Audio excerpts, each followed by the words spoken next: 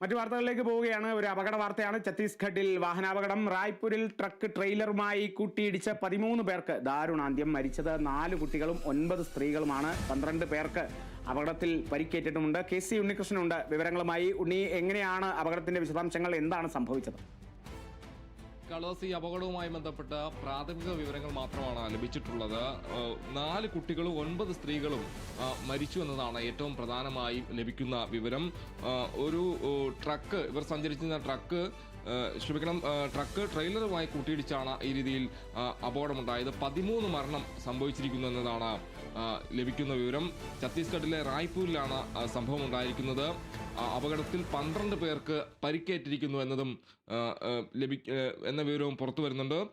ചതോട് ഗ്രാമത്തിൽ നിന്നുള്ള ഒരു കുടുംബം സഞ്ചരിച്ച ട്രക്കാണ് അപകടത്തിൽപ്പെട്ടത്. ട്രെയിലറുമായി കൂട്ടിയിടിച്ചെന്നതാണ് അറിയാൻ കഴിയുന്ന കാര്യം. ബനാബനാർസി ഗ്രാമത്തിൽ നടന്ന ഒരു ചടങ്ങിൽ പങ്കെടുത്ത് തിരികെ വരുമ്പോഴാണ് ഇവർ സഞ്ചരിച്ച ട്രക്ക് ട്രെയിലറുമായി കൂട്ടിയിടിക്കുന്നത്.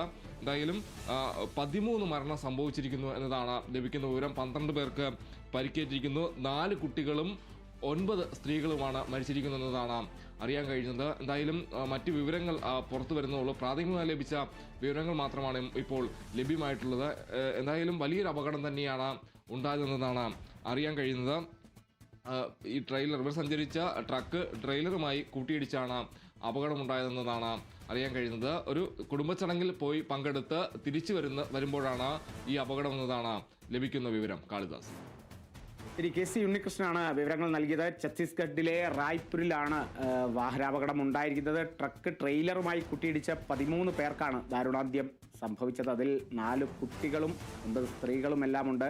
12 പേർക്ക് പരിക്കേറ്റിട്ടുമുണ്ട്. അവരുടെ ആരോഗ്യനിലയൊക്കെ ഇത്തരത്തിലായിരിക്കുമെന്നുള്ളതൊക്കെ നമുക്ക് അറിയേണ്ടിയിരിക്കുന്നു. ആദ്യം നമുക്ക് പ്രാഥമിക വിവരങ്ങൾ മാത്രമാണ് ലഭിച്ചത്. അതാണ് KC ഉണ്ണികൃഷ്ണൻ നമ്മളോടൊപ്പം പങ്കുവെച്ചത്. ഇനിയും ഈ ഒരു വാർത്തയുടെ വിശദാംശങ്ങളിലേക്കൊക്കെ നമുക്ക് വരും മണിക്കൂറിലേക്ക് മുറ പോലെ ഇതിലേക്ക് തിരിച്ചെത്താം.